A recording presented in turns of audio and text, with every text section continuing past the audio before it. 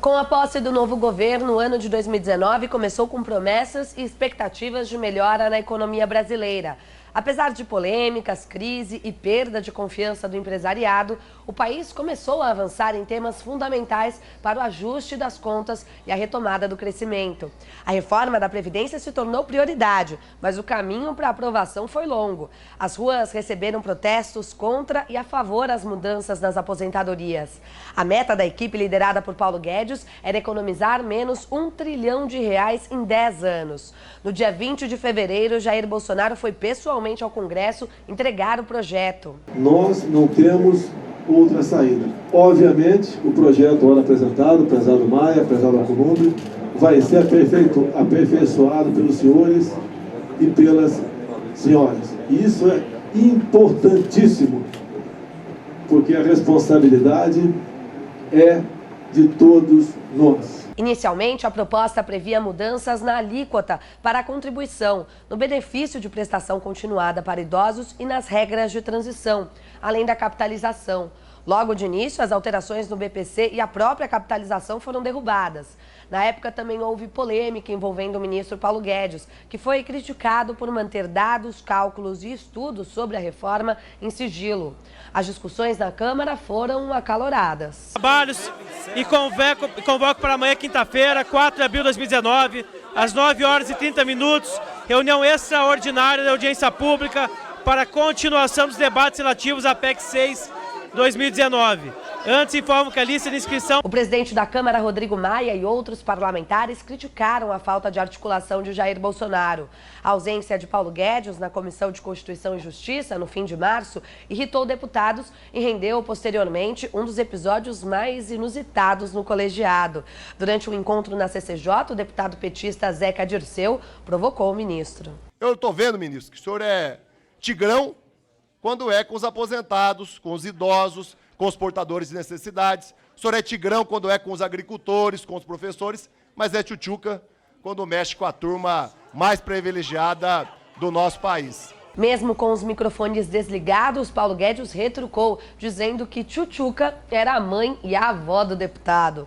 O presidente da Câmara, Rodrigo Maia, foi um dos protagonistas da articulação política em favor da reforma, mesmo tendo conflitos com o Poder Executivo, principalmente após ser atacado pelo filho do presidente, o vereador do Rio, Carlos Bolsonaro. Desde o primeiro dia que essa comissão, que a PEC foi encaminhada, que ela foi instalada, eu sempre fui muito otimista.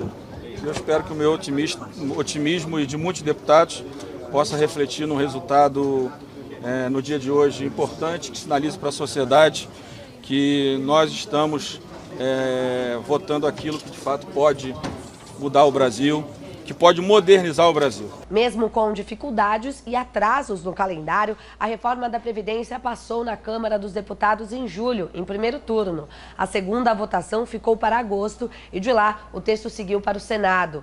Em entrevista exclusiva a Denise Campos de Toledo, em setembro, o ministro Paulo Guedes destacou a importância de ter o Congresso como aliado na articulação e exaltou o que chamou de regeneração da economia brasileira. Ela não foi feita no governo passado, exatamente quando houve uma explosão nesse sentido, denúncia do governo Temer, etc. Mas agora também teve atraso. Dessa vez ela andou mais rápido, mas ainda com algum atraso.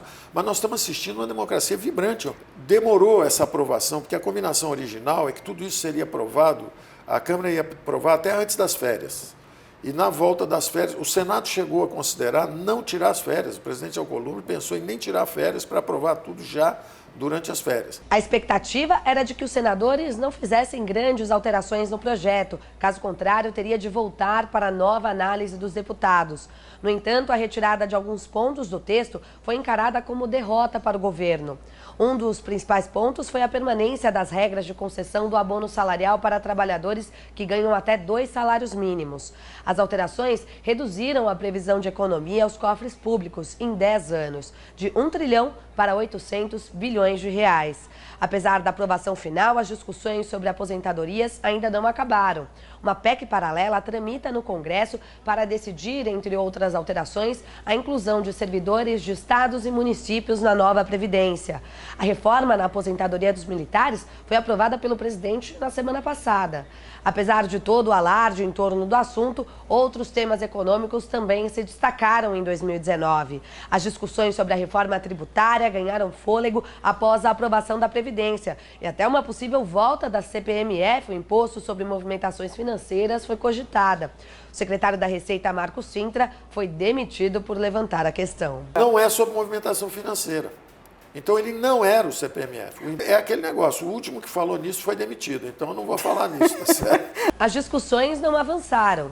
O ano de 2019 também foi marcado por cortes na Selic. A taxa básica de juros do país caiu para o menor patamar desde 99, o que incentivou o crédito e o consumo. De 6,5% vai fechar o ano a 4,5%. Por outro lado, o resultado foi a alta do dólar. Em novembro, a moeda chegou a R$ 4,25. Na segunda metade de 2019, houve a aceleração do PIB. A alta no preço das carnes pegou o brasileiro de surpresa no fim do ano. O Banco Central projeta que a inflação vai chegar a 0,81% em dezembro. Em janeiro do ano que vem, deve ficar em 0,53%. Para 2020, o Jair Bolsonaro e a equipe econômica têm entre os desafios as reformas tributária e administrativa. No entanto, os esforços devem se concentrar no principal objetivo, a retomada do emprego. De acordo com dados da última PNAD contínua, cerca de 12 milhões e 400 mil pessoas ainda estão sem emprego.